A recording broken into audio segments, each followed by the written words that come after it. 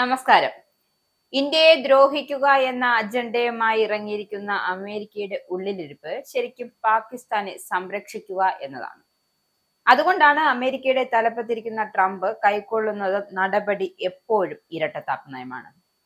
India സുഹൃത്തെന്ന് വാതോരാതെ പറഞ്ഞാലും കാണിക്കുന്ന പ്രവൃത്തിയെല്ലാം India തങ്ങളുടെ ശത്രു തന്നെയാണ് എന്ന് തെളിയിക്കുന്ന കാര്യങ്ങളാണ്. പാകിസ്ഥാൻകാരുടെ തീവ്രവാദ ബന്ധങ്ങളെ എന്നും പ്രോത്സാഹിപ്പിക്കുന്ന നിലപാടാണ് ട്രംപ് കൈക്കൊള്ളുന്നത്.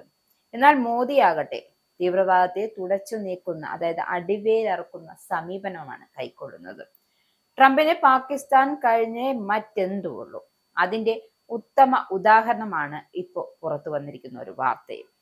പാകിസ്ഥാന്റെ F-16 യുദ്ധവിമാനങ്ങൾക്കുള്ള നൂതന സാങ്കേതിക വിദ്യ പാകിസ്ഥാന് കൈമാറുന്നതുമായി ബന്ധപ്പെട്ട് $686 മില്യൺ, അതായത് ഏകദേശം 6100 കോടി രൂപ ആയുധ കരാറിന് US അംഗീകാരം നൽകിയിരിക്കുകയാണ്. US പ്രതിരോധ സുരക്ഷാ സഹകരണ ഏജൻസിയാണ് ഇത് സംബന്ധിച്ച് US കോൺഗ്രസിന് കത്തയച്ചതായും പാകിസ്ഥാൻ മാധ്യമമായ ഡോൺ റിപ്പോർട്ട് ചെയ്യുന്നുണ്ട്. ലിങ്ക് 16 സിസ്റ്റങ്ങൾ, ക്രിപ്റ്റോഗ്രാഫിക്സ് ഉപകരണങ്ങൾ, ഏവിയോണിക്സ് അപ്ഡേറ്റുകൾ, പരിശീലനം, സമഗ്രമായ ലോജിസ്റ്റിക് പിന്തുണ എന്നിവയാണ് കരാറിൽ ഉൾപ്പെടുന്നവയെന്ന് റിപ്പോർട്ടിൽ വ്യക്തമാക്കുന്നുണ്ട്. ഈ സംഭവ വികാസങ്ങളെ ഇന്ത്യ സൂക്ഷ്മമായി തന്നെ നിരീക്ഷിക്കുന്നുണ്ട്. പാകിസ്ഥാന്റെ F-16 യുദ്ധവിമാനങ്ങളുടെ നവീകരണവും ഇവയുടെ പ്രവർത്തനം, സുരക്ഷാ ആശങ്കകളുടെ പരിഹാരവും കരാർ ലക്ഷ്യമിടുന്നുണ്ട്.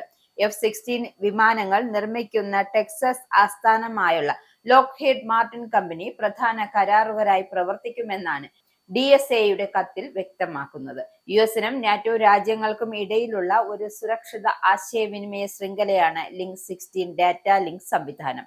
ഇത് മിത്രത്തെയും ശത്രുവിനെയും തിരിച്ചറിയുവാനും യുദ്ധസമയത്ത് തത്സമയ വിവരങ്ങൾ പങ്കിടാനും സഹായിക്കുന്നുണ്ട്.